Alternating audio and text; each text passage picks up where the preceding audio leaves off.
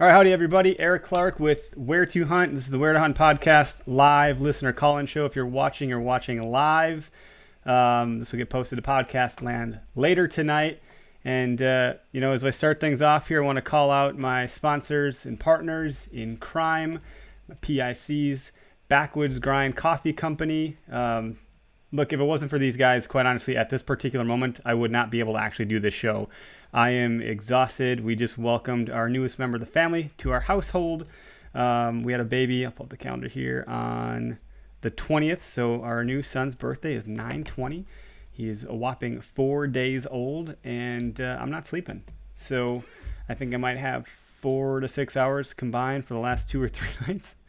I've had some Backwoods Grind coffee, and now I have my scotch, so we'll get there. But if you are like me and you can't sleep well, or you're tired, or you need energy, go to backwoodsgrind.com, and if you enter in code W2H podcast, you're going to save yourself 10% off. I actually recommend doing their sampler pack. If you do like a 3-pack or a 6-pack, it's a good way to just kind of try a couple different blends and see what you like. And I always say that their coffee is like, it's got this gritty kind of flavor to it and aroma, and it's like the coffee that you would have drank with your grandpa back in the day. Well, my grandpa was here today to meet our new son, and he drank it, and he's like, this is really good coffee. It's like, this is great. This is like exactly what I thought. So he loved it. Definitely kind of gave him a kick in the ass, I guess. So moving on, our other partner in crime, our PIC, is Gumleaf Boots, Gumleaf USA. And while I'm talking about them, if you're watching the screen, I'll just simply play this video of theirs running in the background and mute it. These are handmade boots out of Europe. They are shipped to one distributor here in the U.S. So Gumleaf USA is the website, and if you go to gumleafusa.com, they have the same video rolling on their homepage of how these boots are handmade. Now these are 80% rubber. This is real rubber, which is why they have the name Gumleaf. And no other boots on the market right now that I'm aware of, at least the big box store stuff, are made this way. They're certainly not handmade. But additionally, they're all trying to get their margins way, way down. So the quality of the product isn't as good. I'm not saying it's not good. It isn't as good. So you're going to pay a little bit more for these boots, but you're going to get a lot more life out of them, a lot more miles hiked and walked. So if you want to save some money on shipping, if you like free shipping, enter in code W2H2019 and save yourself some money on shipping. It's a bigger ticket item. So that's my call out to the partners, and I want to go ahead and bring on our guest of the week to the show. With us on the line today, we have Ward Hegeler with Musket Powder. Ward, what's up, man? Hey, brother, how are you? Doing great. I'm happy you're here with me. Thanks for sticking out through those reads. I appreciate it. How you doing? I'm doing great. I am doing great. Congratulations on the baby, man. Yeah, thanks, man. I don't know. I think it's kind of starting to hit me now that I have a son. Like, I couldn't be more excited. I love my daughter to death. She's my princess, my angel. But having a son is just different. I don't know who else is out there watching this that can relate to that. But I'm just stoked. I'm super jacked. Well, hopefully my day's coming soon. I'm currently doing the whole practicing thing, but one day, hopefully I can lay one down and we can compare notes on what to do on introducing your kid to hunting. That's a whole podcast episode right there, man. It sure is. And it's going to be quite the journey, man. Like, I'm a young 33, and, another 30 years from now, I'll be in my 60s, and he'll be helping me hang my hang and bang tree stand, or she or both, right? We'll probably take an army of them. But. Right. For sure. She, there is always that really cool girl in college who you could tell her daddy taught her how to hunt. That was all, every boy was chasing her, but, Don't let that be a deterrent to teach your daughter to hunt. She's crazy as shit. I don't think I have to worry about her. She's going to be like the girl from that movie 10 Things I Hate About You. Just a real, I don't know. The one who's always getting in trouble. The one that's like, no one wants to date her. She's nuts. I'm like, yes, be that girl. Yeah. Yeah, I know which one you're talking about. Julia Stiles. Yeah, that's the one. Well, dude, so you're out of Texas, but you've been elsewhere. Yep. Why don't you take a minute? I'll shut the hell up. Tell the audience who you are, what you're about, what you got going on. I'll let you unpack that. Okay, cool. Well, my name is Ward Hegeler, and I was born in Arizona, and then I moved to Mississippi when I was 18, and then I moved to Texas, and then I moved to North Dakota, and then I moved back to Texas, and in between there did a super brief stint in Louisiana. No, I'm not military. I was in the oil and gas industry, so I was just always chasing around drilling rigs. Did drilling for 10 years, and now I work I say air quotes normal. I'm still working like 5 to 5, but I work for a family company, and it's called Trinity Floors in Dallas, and we do everything you can think of that you walk on. Like currently, we're doing the Mavericks floor that the Mavericks at the NBA team play on. So yeah, if you were to come here and do my kitchen, it'd be like no big deal for you at all. Oh no, so yeah, room and board is free, man. No, but yeah, no, we do like a lot of people say like, oh, you must be too big. Like, no, we do everything. So it's we do everything from a quick repair to the Mavericks floor. So it doesn't matter. We do it all. Damn. But it's different. After the oil and gas industry took a dive, I just said I'm not coming back. And the feeling of sleeping in your own bed and having a girl like you long enough to stick around and actually get married is totally new to me, because for 10 years I didn't know either of those feelings. So I'm very, very happy now. You're maturing. You're becoming a mature white-tailed buck, you know? Yeah. It's crazy, though. I used to have 2 weeks of every month off, so I just never worried about having time to hunt. And now I'm in the game with everybody else, where you're trying to, okay, well, this weekend isn't going to be any good because of the moon, so I'm going to go to the farmer's market that weekend with my wife. I'm doing that kind of stuff right now. So I'm behind. Everyone else has been doing it for a decade. I'm behind, so I'm learning. No, you know what? I think Connor Wakefield just jumped in here a minute ago, and he's pretty new to hunting too, and you wouldn't think so if you follow him, but it's really fun to hear people that are kind of getting into it and what that looks like. And you get in with the right crowd, and we're going to lift you up and help you out as much as possible. So if you need any help from the audience and listeners on this show, we're all hands on deck to help you, man. Right on, for sure. I'm going to. I need all the help I can. Same. I'm right there with you. I call myself the okayest hunter for a reason. But let's talk about you've been in a couple different states that you mentioned, chasing that kind of stuff, which is I have a buddy that does that out on in the ocean, I believe. He used to fly drones, and now he does like a underwater robotic welding thing. And I know he's out to like Guam a lot, so he's out to sea at a rig for a number of a duration of time. Then he's back home for a duration of time. That's a different type of lifestyle that I can't imagine what that's like, and a dangerous one too at sometimes, right? Oh yeah, I did the ocean for a while.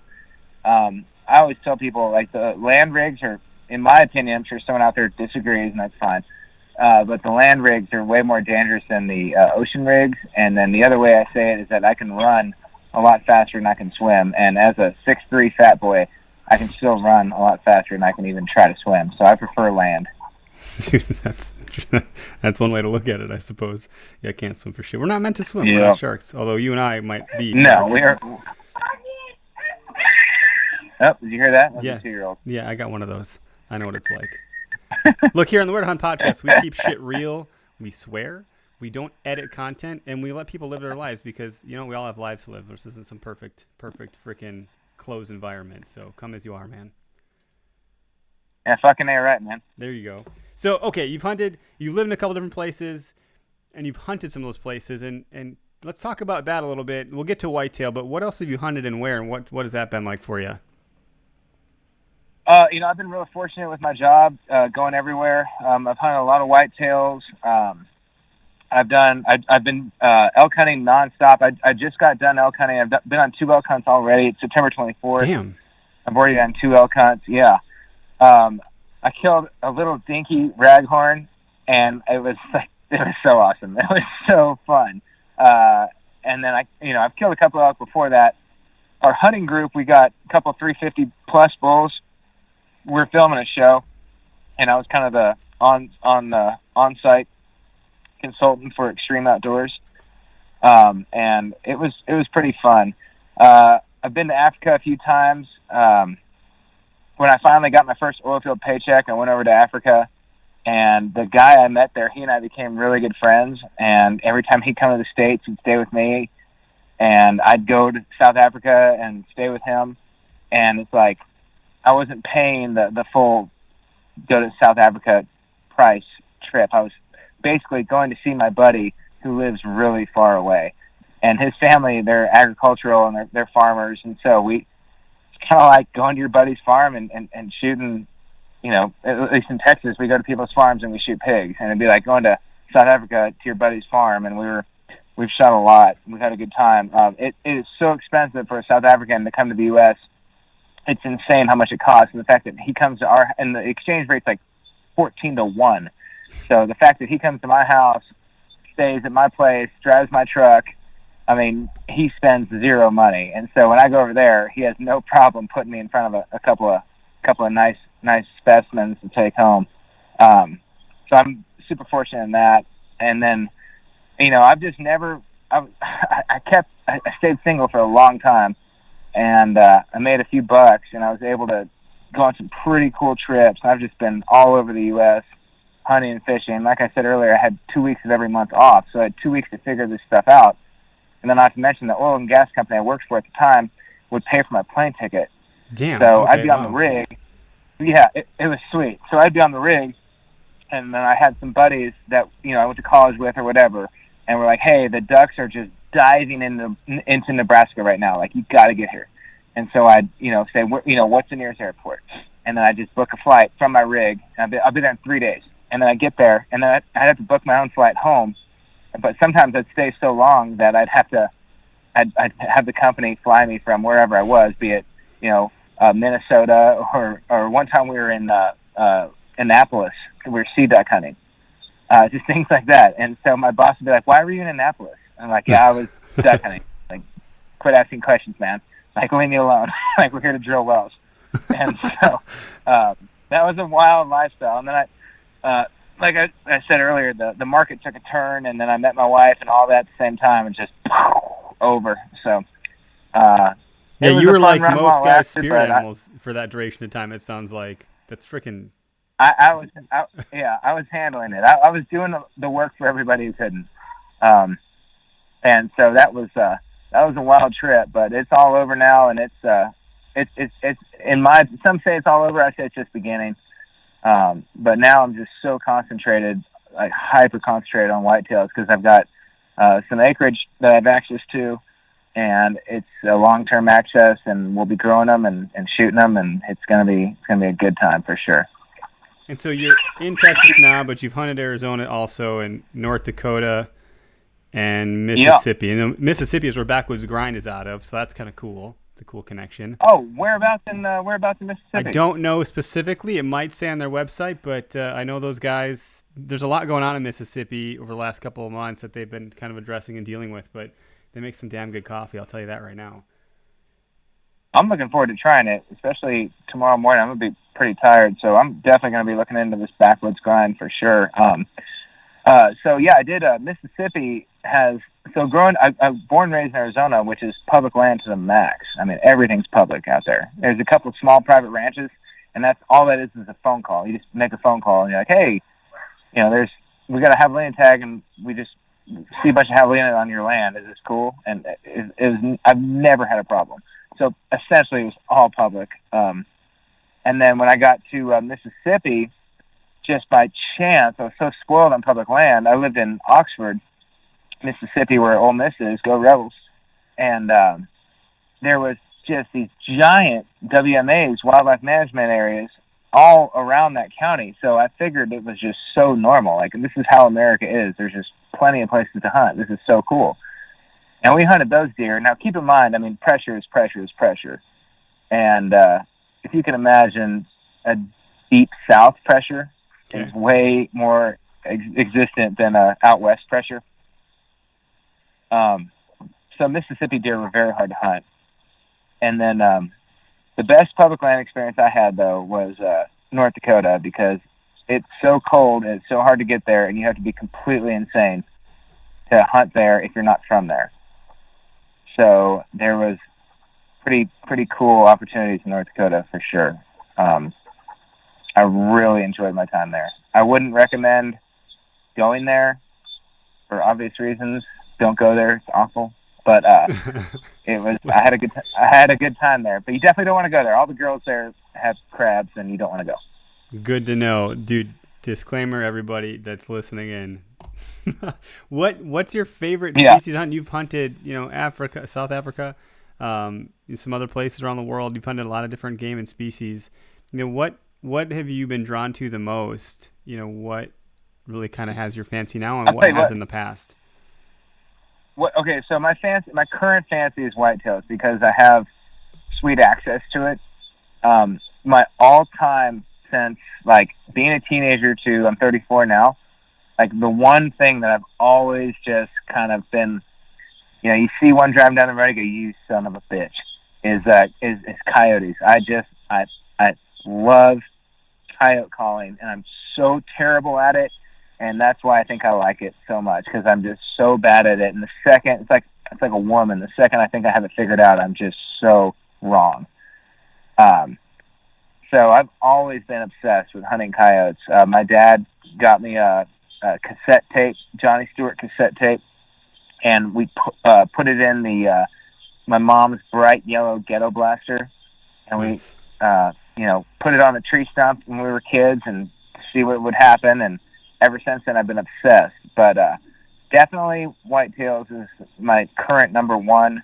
I'm always shooting pigs, like completely nonstop, never stop shooting pigs. That is just an uphill battle I'll never win. And then obviously, if I could hunt one thing the rest of my life, no questions asked, it would be bugling elk. That's the one that I'm going to be after. I think I'm shooting for 2021 for an elk hunt. It's cool that you've already done 2, and I'm like putting it on some sort of pedestal. Like it's like this big deal, lifetime trip. Everyone it's says the coolest thing you'll ever do, man. That's what everyone frickin' says, in the sense that, everyone's like, turkey hunting is where it's at. It's so fun because they're interactive. But no, whitetail hunting is great because it's big game. You got to be sneaky and ninja-like, and you got to have all these tactics, and you got to have all this experience and skills. And it sounds like elk hunting is like this marriage of both, where you get the big game experience with all of the haptic feedback of calling them in and having that kind of interaction with them. And not to mention the territory where some of these things live. It's breathtaking. So growing up in Arizona, we have been on a bazillion elk hunts, and one of the coolest things, like you said, I've already been twice this year, and one of the hunts I went on, I was with a couple of guys, and it was kind of quiet. There wasn't a lot of enthusiasm, but because they're just so focused, these dudes are just so focused. That's why there wasn't a lot of enthusiasm. And then the second trip I went on with a couple newbies, and these dudes, watching them light up, hearing these elk bugle, because like the first guys were so hardened and experienced that like it like in their head that this is what they live for. But it was so fun hunting with new people, because just you have 5 or 6 dudes. We had a couple cameramen too, and when you hear that elk light up, everyone goes totally silent, and everyone just kind of like has a different facial expression of like gratitude and appreciation. Like everyone is just kind of smiling or just kind of closing their eyes, or everyone is just so silent. And once it's done bugling, then the conversation picks back up. It was so cool. Like it just reminded me of why I love elk hunting so much. Dude, that's so. And then okay, I'm going to pause myself because I'm going to ask you one more question before we really dive into what I think the meat of this conversation is going to be, or what I'm hoping it to be. So whitetail, that's your fix now. Yeah. But what I think is interesting about what you've talked about offline is you get really kind of fixated on one species while you're doing that's a good word. And that's... Yep, no, that's 100%. Like, I think that's really kind of a cool way to go about it, I guess. Like, I almost look at it like you have friends, right? And you have different groups of friends, but each friend brings out different character traits and activities in you. Like, right, maybe you only go, smoke cigars with one friend, but another friend you drink beers with, another friend you game with, another friend you hunt with, another friend, et cetera, right? It kind of, and so you have different friends for different parts of your personality.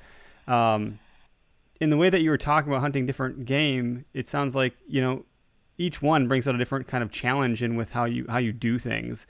And I thought that was really kind of fascinating. It's so fun to hear that like now whitetail has your attention. So what about whitetail in public land has your attention currently? So, okay, that's you couldn't have said it better. I have, this is so messed up because I love them all equally. It's not like I don't classify them as this, but the truth is the truth. Like, I have friends that I coyote hunt with. I have friends that I whitetail hunt with. I have friends that I elk hunt with, so on and so forth. And then everybody, by the way, everybody in Texas pig hunts. Like, it's just like, if you have a rock and you see a pig, you should throw it at that pig. That's just keep them on their toes. But yeah, I definitely have friends in each little category, and the dudes, and I have a group text in every category too. So my phone just lights up all day. Like, oh, they're getting ducks right now in Saskatchewan, and we'll be ready to hammer them in North Dakota here in 2 weeks. Like, just things like that. And not to mention fishing. I do fish, so it's like, oh wow, the spawn is, the big girls are getting on the beds. Like, so I have all these different group texts. My wife is just so over it. Yeah. But yeah, so my current fixation right now is, as you mentioned, whitetail, because I've got some pretty killer long-term access to some whitetail property, and so my family has land in North Dakota full of whitetails, but it's so hard and expensive to get there, and I couldn't get there till my adult life. Make money, and your parents are just going to buy you a ticket to go hunting, go get a job, as my dad would say. And so once I got a job and made some money, I started going up there all the time and meeting up with my uncles and long-lost cousins, and we've been, tracking these whitetails forever. So North Dakota whitetails is a big thing right now. And then down south, my wife's dad is a rancher in Texas, and we've got 400 cows, and we're super busy all the time. We kill some pretty good deer off there, but everyone just instantly thinks, all these Instagram warriors think it's a high fence, but no, we're 100% low fence operation. We're a cattle operation. We don't care about deer. Deer do not pay the bills. We just happen to use our extracurricular time to take care of the deer, if that makes sense. Yeah, that makes sense. So we do set things up. Once we're done with what pays the bills, the cows, then we do kind of, protein feed and things like that. And so, yeah, now that we've got this acreage and stuff, I introduced my father-in-law to the trail camera 5 years ago, and just showing him, like, hey, this is this deer 3 years ago, like things like that. And it's really brought us together. It's been really cool. It's been a lot of fun. I'm super lucky with great in-laws. And so, yeah, like right now we're just growing these whitetail, and they're getting big. It's been a lot of fun. I mean, it's been so fun. And my father-in-law have been like kicking around the idea of going to management classes, and like we've listened to a few. I can't think of the name of the podcast off the top of my head, but a few of their whitetail management podcasts together on like long road trips. And so it's been really fun. So that's our current obsession, is whitetails. And then of course you can't have whitetails in Texas without having an insane amount of pigs, and then the occasional wily coyote. So I never stop predator calling, and I don't have a full mag, 30-round clip. There you go, Feinstein.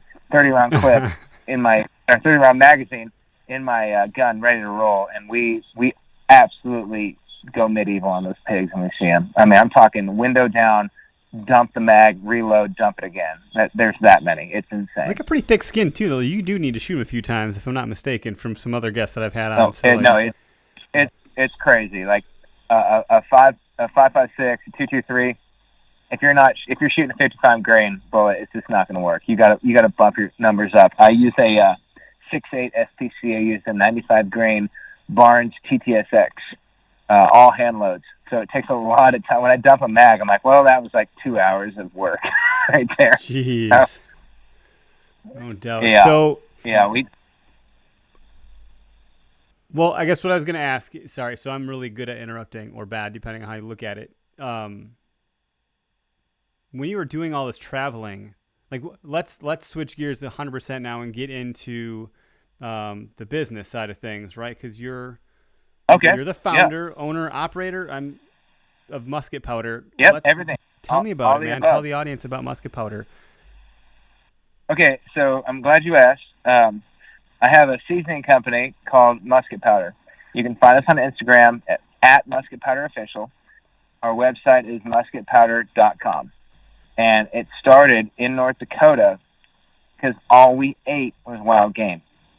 Breakfast, lunch, and dinner was wild game because we're in a paradise that sucks because there's nothing there, so don't go there ever to hunt.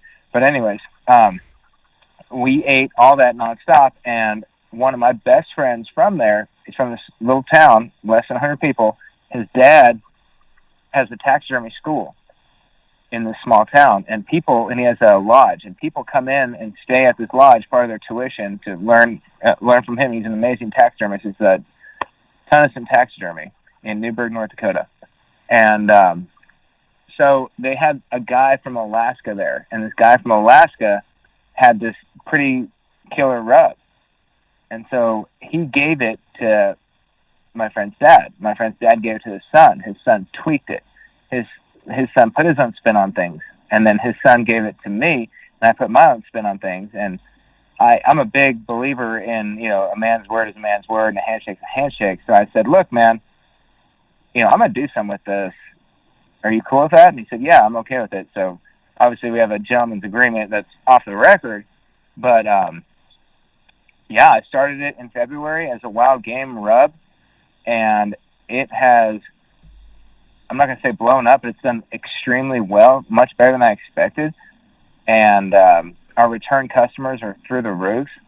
Every time someone buys it, it's funny. You'll memorize a name, and then that person will, in 3 weeks, will buy. They'll buy one, and then 3 weeks they'll buy three, and then in a month they'll buy a case. And they'll send a message like, I'm giving this to everyone in my office. This stuff is awesome. So it's going on. It started as a wild game rub, but I mean, good Lord, man. We use it on everything. My wife puts it on pizza. We put it on popcorn. I've gotten every kind of Instagram direct message you could ever imagine with it. The only thing I haven't gotten on is cereal or ice cream. That's it. I've gotten it on every kind of meat you could ever imagine, cooked every which way. That's pretty sure. So, I mean, people bake bread with it. People do all kinds of stuff. I mean, it's been insane, and I've met great people. Some people, I don't even know what they look like. They just send me so many messages, and I love them all. Don't get me wrong. I love every message I get, and I reply back to every one of them, and I've built great relationships with people, and people always ask me, like, hey, how do you cook this? How do you cook that? People mistake me for a chef or something. I am not. I just really, really like to cook. So people always ask me what to do, and there's been times where I've said, hey, man, I'm going to have to Google that. And then one of my best friends from grade school is a full-time chef. There's been so many times where I've asked him, I'll say, hey, I got a customer ask me this. What do I tell him? So, and I always go back because I'm a firm believer in don't be fake. So I always say, look, I don't know, but my friend who's a chef, he told me this. So, it's been an absolute insane ride since February. It's been so much fun. We have giant things coming up in the next year. It's going to be great. And we've got another flavor launching here. I'm hoping in the next year. It is an insane amount of work to get one flavor out the door. You have no idea. We're looking forward to it. And the difference between us and them is that you'll see these seasoning companies that pop up overnight, and a lot of them have like 10 flavors, but it's just kind of like, how did you come up with 10 flavors that fast? So the reason we only have one flavor is because our R&D, which is basically me and my buddies, telling me if it sucks or it doesn't suck.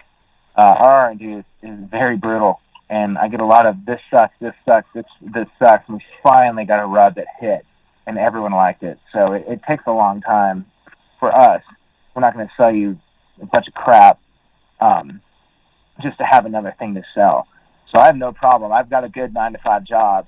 I have no problem taking time until I come up with something awesome to release a second flavor. So if I went on a tangent there, that's one, right? I apologize, but that's what not it at all. was. No tangent. Like I made. So you sent me some right away, and I made a point to use it before tonight's show. So I put it on some beef burgers last night on the grill, and again tonight. Tonight was the encore. It was really just that good, and I wanted it to be fresh. But my wife, I'll cook for her, and she's like, it's good, it's whatever. She's like, this is no bullshit. And if she's watching, she can comment, whatever.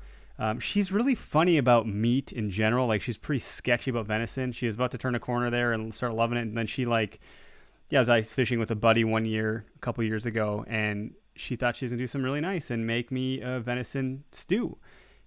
So for when I got home, I could just come off the ice and have this great venison stew.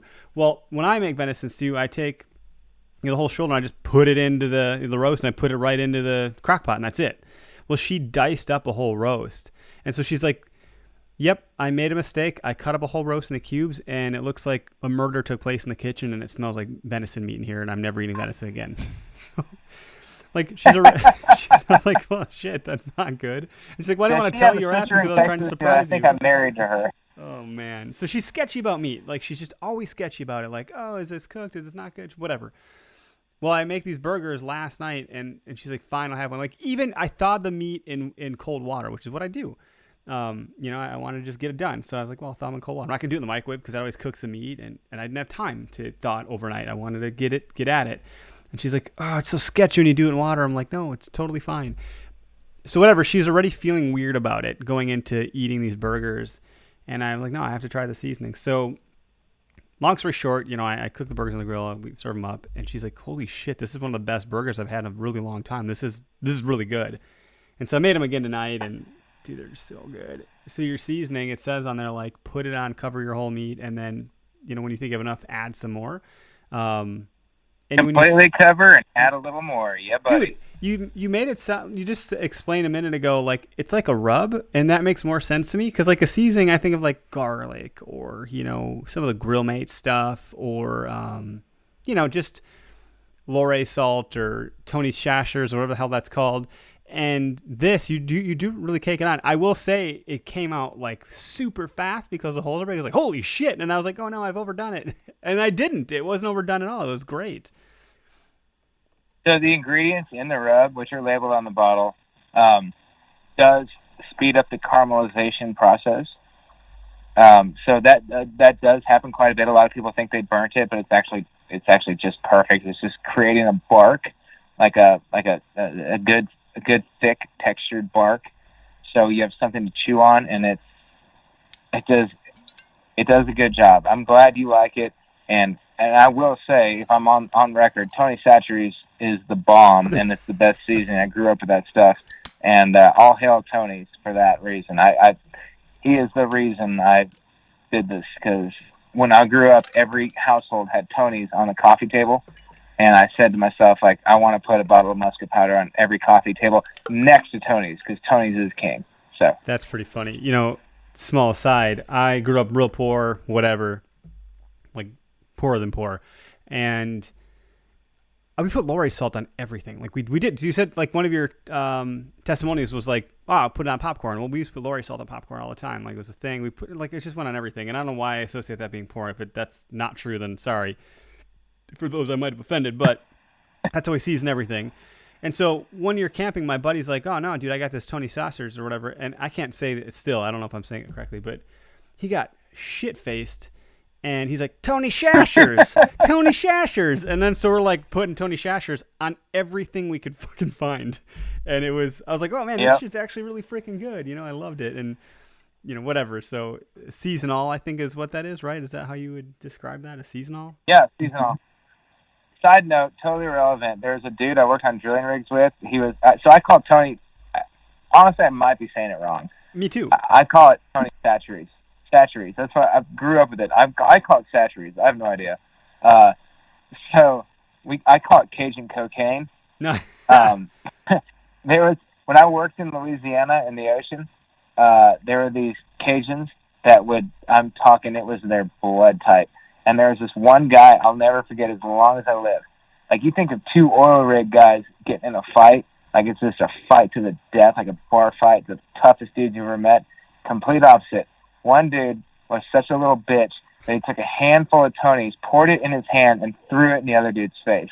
Like, the biggest bitch move ever. But if that's going to go down anywhere, it's going to go down on an oil rig in the middle of the ocean in Louisiana. I honestly think even Tony Chachere's and stuff might be proud of that. I mean, that was it. It's like, what do I do? How do I hurt this guy? Well, I can't hit him because I'm a little bitch.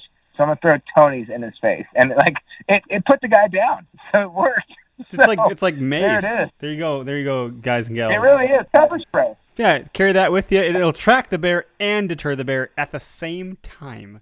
At the same time, yeah. No, so I've seen Tony Chachere's, or Cajun cocaine, as I call it, used in every way you could ever imagine. Dude, that's pretty funny. What happened? There's a bear attack. Yeah, he came into this Tony Chachere's that I had. How'd you get rid of him? I fucking threw it in his face. I chuck it in his face.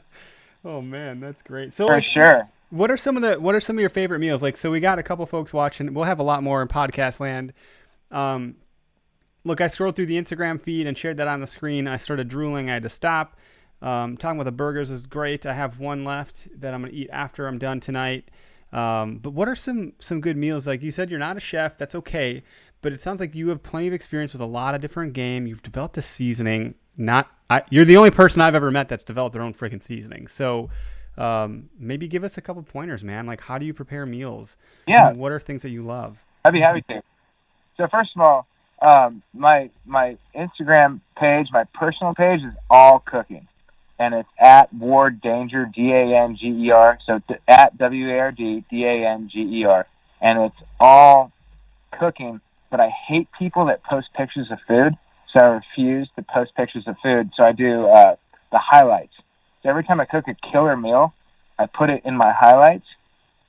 While the pictures are, me killing pigs and killing ducks and all that fun stuff. So one thing I love to cook, I've got, as we touched on earlier, I've lived everywhere, so I've got a lot of influences, but my main influences are Hispanic. Growing up in Arizona, living in Texas, I'm not going to say I'm fluent in Spanish, but if you gave me an envelope full of cash and dropped me off blindfolded in Mexico, I could get my way back. Nice. My Spanish is pretty decent. It's not fluent, but it's decent. So I love Mexican food. I love Mexican culture. I love all that. Like tonight we had venison barbacoa, which is something I guarantee you've never heard of in Wisconsin. Have not, dude. I have not. And I went to Nicaragua with 3 words. My wife was a Spanish teacher, and she couldn't teach me Spanish at all. And so I learned cerveza, baño, la quinta for Czech, and then agua. So I guess 4. And mi amo Eric, right? That was it. And traveled the whole country with the guy that talked about Tony Chachere's, of course. I'll put it in perspective. When I thought I graduated college and I had one class left to take, and it was Spanish 101, and I was like, you got to be joking me. And like at this point, my Spanish was insane. It was really good, and I would do all these tests, and I had a white kid grading my papers, and he was saying that they were all wrong. I was like, no, like these are right. And so I had to actually take it to the head of the Spanish department and be like, look, I'm sorry, I know like legit Spanish. It'd be like if someone from Mexico City went to the Harvard of Mexico and got a master's in English, and then they dropped him off in South Louisiana and said, good luck. Like it just wouldn't work. So, yeah, exactly. So I all the Spanish I knew was like pretty street Spanish. So I had to go to the head of the Spanish department and be like, this is BS. I passed this class. This is what this means. But the point I'm getting at is most of my food is Hispanic based. What was the one that you said again? What was it called? The one that we haven't heard of in Wisconsin, which you're probably right.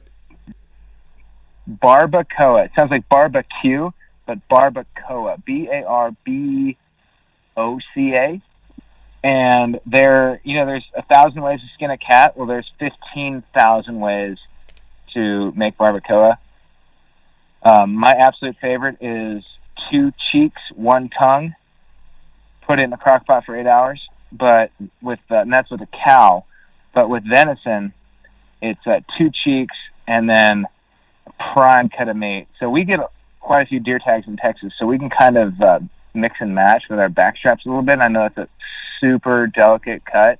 Yep. For a lot of people that only get like 1 deer tag if they get a deer tag. Or if they get a deer, I don't recommend it. Exactly. I don't recommend it if a back strap is precious, but I hate to sound like an asshole, but we've got freezers full of back strap.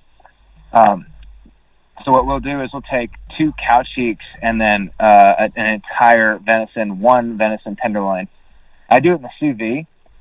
But most people do it in the crock pot, and it's just 8 hours on low. And then I put an onion in there with a whole head of garlic and a whole jalapeno and a handful of cilantro, and you just let it cook. And then when you pull it up, you shred it like shredded pork, and you put it in a taco, and it is unbelievable how good it is. And you got to kind of drain the grease out; it gets a little greasy. But I'll be putting that on my Instagram page, on the Ward Danger page here pretty soon. I usually do a Taco Tuesday post or a highlight reel, so we'll be doing that. So that's one thing I love to cook is all Mexican food. But then when it comes to, like, we do a lot of football in Texas. We live right by Texas Christian University, TCU. Okay. So we go to tailgates all the time. And so a lot of tailgate food is not necessarily tacos, but we'll do, like, venison sliders. And that is the easiest thing to make, and it's so good. People freak out over that. That's on my Instagram page as well. And then, I mean, who can forget chili? I mean, everyone loves chili. In Texas, we don't put beans in chili. I know a lot of Midwestern people put beans in chili, and that's your own fault, I guess. But yeah, we've got. Dude, if I don't know what I'm missing, I killer. can't even knock it. Like, I can't even take the diss. Yeah. No, we've got such good chili here. And that's the other thing. Like, a lot of people, I get a lot of DMs on my personal page, More Danger, and I email people daily, and I mean 3-4 times a day. People say, hey, what's this recipe? Hey, what's that recipe? And I love DMing people about it because it gives me a chance to say, like, oh, I noticed you're from South Carolina. That's awesome. Have you ever been to blah, blah, blah? And I just love talking to people. So I purposely don't have a blog. I purposely don't have anything like that because basically I force people to talk to me because sometimes I get bored at work, and I just absolutely love random engagement from a random person. It makes my day. Yeah, dude, and you had no problem reaching out to me, and we struck up a conversation, out of thin air, and here we are, right? Diving in, and oh yeah, you're making me super hungry. Trevor, with East Coast Bowling Podcast, just jumped in, said, "What up, guys? A little late to the party." Trev, you're gonna want to tune in this one. I know you love cooking. When I met you at the shoot, you were making all sorts of good fish because you're a big fisherman. I know that's your day job, but obviously it's some of your passion too. This will be a good one for you to tune into, man. Anyway. And Elijah, thanks for commenting. Trevor, get on the line, dude. Yeah, dude, he calls in all the time. He's no stranger. He's definitely not shy. If you want to call in, bud, jump in and we can share some recipes here. I have, I'm trying to think. I think my favorite really just for a dumb reason. Like I'm not a cook. I like the idea of cooking. I like learning how to cook. One of my more quote unquote creative venison meals was barbecue venison spaghetti. And, I made that I did a canoe trip in the Boundary Water canoe area in Canada and Minnesota where they kind of border. And I cooked up like 4 meals at once, all venison. And then when they were done, I put them in my oven to dehydrate for like 10 hours.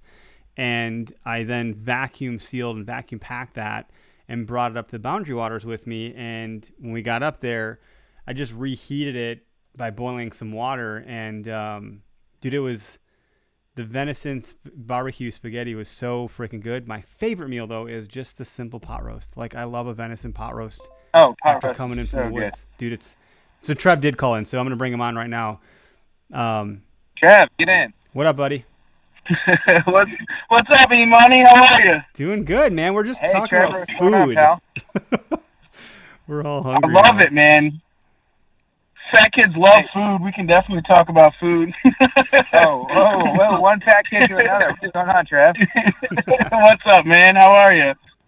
Hey, so we were kind of talking. He was telling me about the Boundary Waters and coming back and like how good that food was. But I wanted to throw in a quick plug for the French, which is the first thing to ever leave my mouth. That's what I love about that sous vide is that you can, if you have like a 4-hour, something takes like 4 hours to cook, you can put that thing in, do a 4-hour sit, and then come back and food's ready. So versus like, there's nothing worse than getting home from deer camp or getting home from the stand, getting back to camp, and it's like 10:30 and you're starving, but you have to wake up at 5. There's nothing worse. So that is one thing I love about a crock pot and or a sous vide. So, anyways, that was my plug. That's the only time I've ever complimented the French. French fries. I'll just say that. Maybe French toast. I don't know where Freedom crepes come fries. from, but freedom fries. There we go. Trev, what's up, man? You guys cook some great shit. I just saw D-Rock posted a picture the other day of eating a heart. I have not done that, but it looked delicious. Yeah, man. We love cooking a ton of stuff. Me and D-Rock are constantly bouncing things off. He actually came over last night when we started a podcast, and he brought over some pickled coral mushrooms and some chicken of the woods, and then he brought over some of his home jerky. That man's always cooking, so we're always collaborating he's together. Mexican, and right? Like he's Hispanic. He's Mexican. Yeah, so I'm trying to do an accent, it's not working.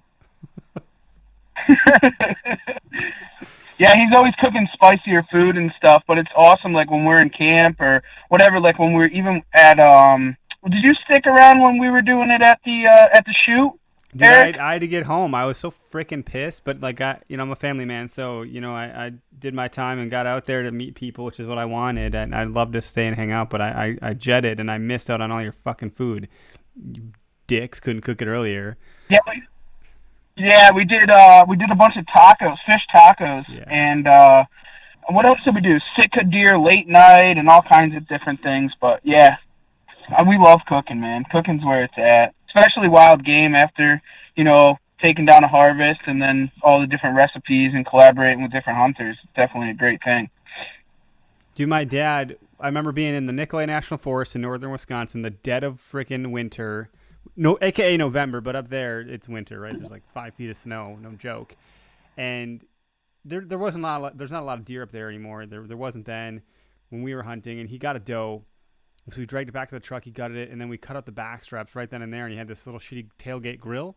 Put some coals in it, lit it up, got it going, and then we fried up some back straps with some mushrooms and onions on a frying pan on the grill in the middle of the north woods of Wisconsin. Fresh kill. One of my favorite single meals of my lifetime was that moment right there. And doesn't food taste so much better when you're in the wild with it? Like, dude, that's why The Meat Eater is such a great show to watch. Yeah. Too. Like, by the way, like I love that stuff. Now I don't know about eating the eyeball stuff that tastes like dough that he does, but I guess I'd have to try it. There's nothing better than a long day's work. When I was in high school, I used to chase this girl around, and her dad was a big cattle rancher, and I'd go work for him for free thinking that would pay off. It didn't. But anyways, I would always have these bologna sandwiches, and that was after like 8 hours on horseback. That bologna sandwich was what you didn't want when your mother packed it for you, but that was the best sandwich I'd ever had in my life. So, yeah, anything in the field tastes amazing. Dude, I couldn't agree more. I don't know what it is. There's something about it. I got one buddy, Mike, who will be gutting a deer, and like he'll just be sitting there eating beef jerky. He's like, "You guys hungry? I'm fucking hungry." I'm like, "Bro, I'm elbow deep in a deer right now." No, I'm not. And he's like, "Man, it's making me hungry." And then he'll just start snacking on shit. I'm like, "You are a weird dude." Do you guys know anybody that does that shit? I got one buddy that does that. I hate to admit this, but yeah. Are you that buddy? My hands aren't dirty. I'm that buddy. As long as my hands aren't dirty, I'll do it with like a beer and a sandwich. Like, I'll remove my hand from the glove and take a bite of the sandwich and get back to work. Yeah, there you go. I'm guy. The same exact way. I'm that guy also.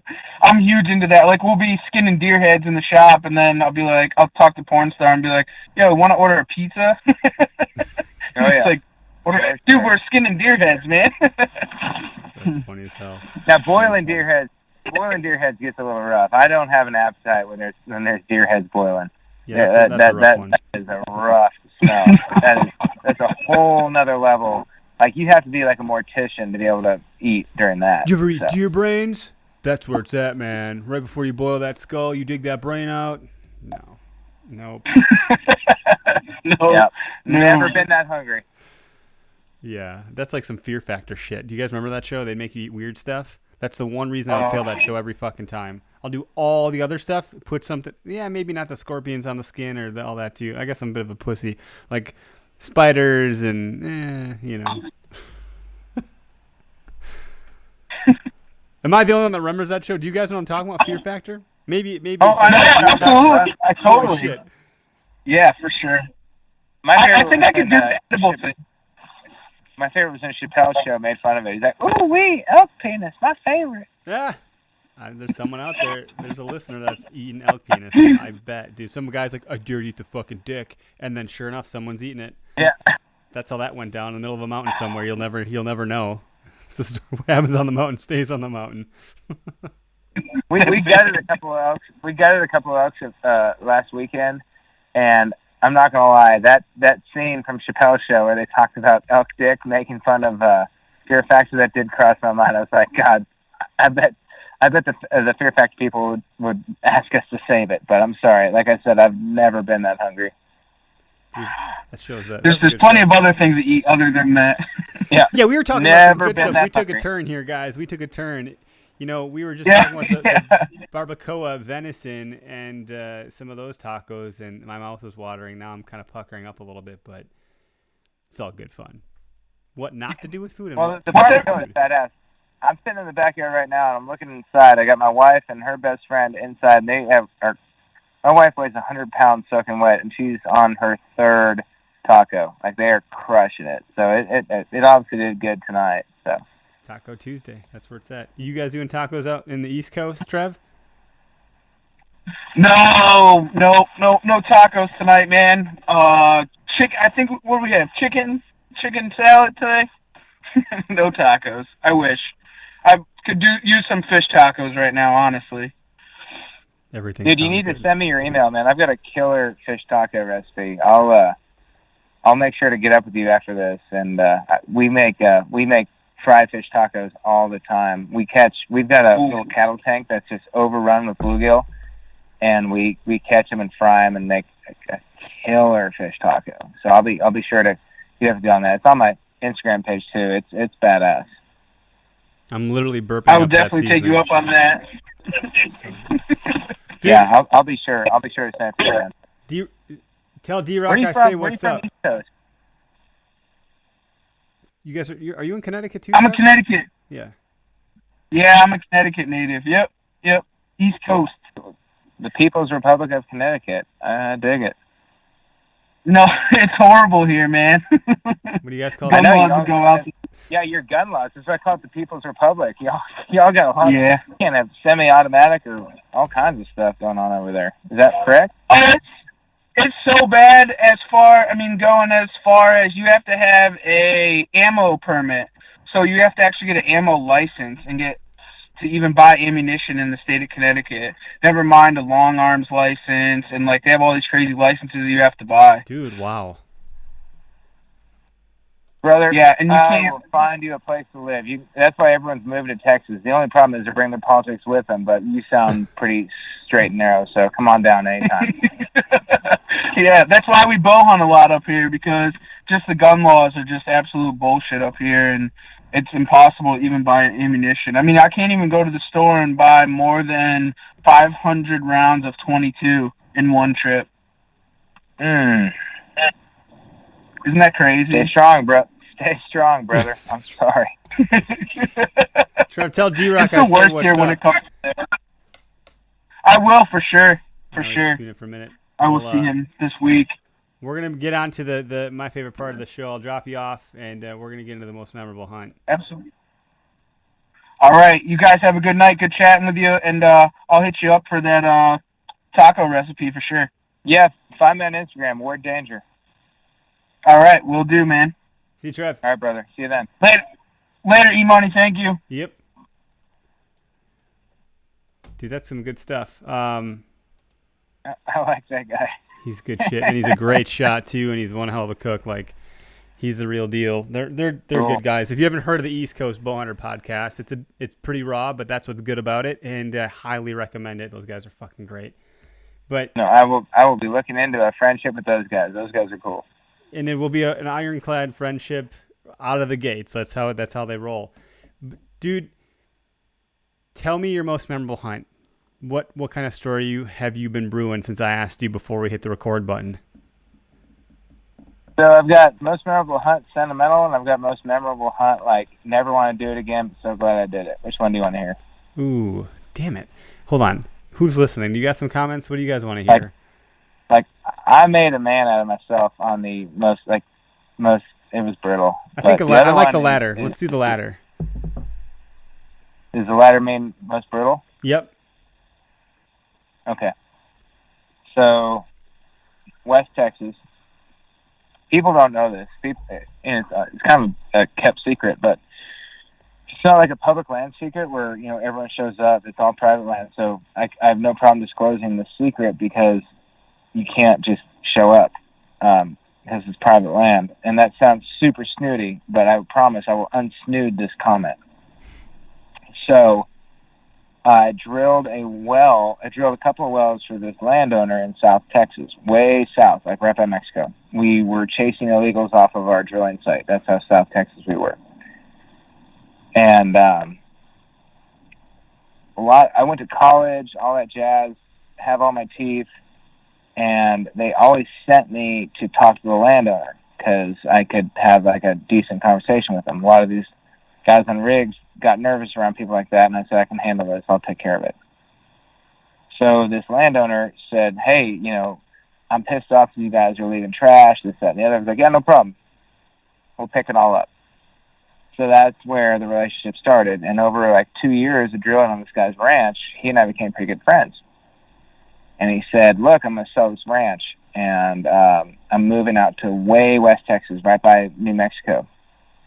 And you are welcome to come out and hunt every year, once a year, just you.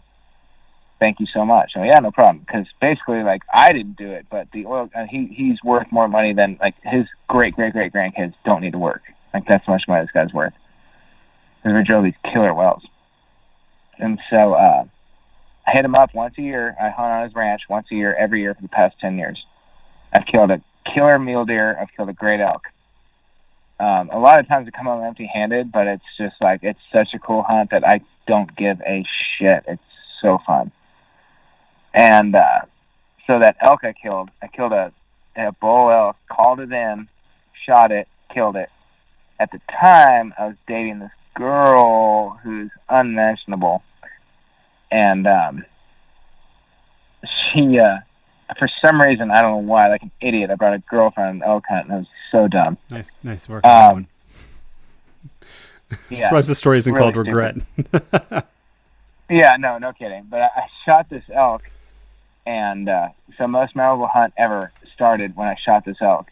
Because I shot this elk, and I walk up to it, and there's the largest animal I've ever seen in my life laying dead. And not only did it not die next to the road, but it died like in a canyon. Okay. So I went back and I got my girlfriend only to take pictures. So she took some pretty killer pictures.